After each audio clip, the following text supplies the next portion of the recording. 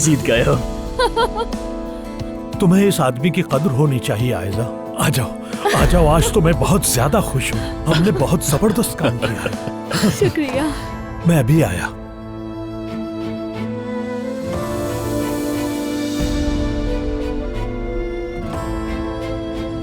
किस किस्म का आदमी है वो?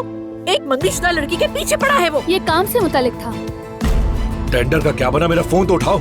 इतना बड़ा आदमी सिर्फ एक वजह से रोने लगा कि टेंडर नहीं मिला। क्या बात कर रहे हैं? अरे इनका मतलब ये है कि वो थोड़े अफसरदा हो गए थे। टेंडर हमें मिल गया।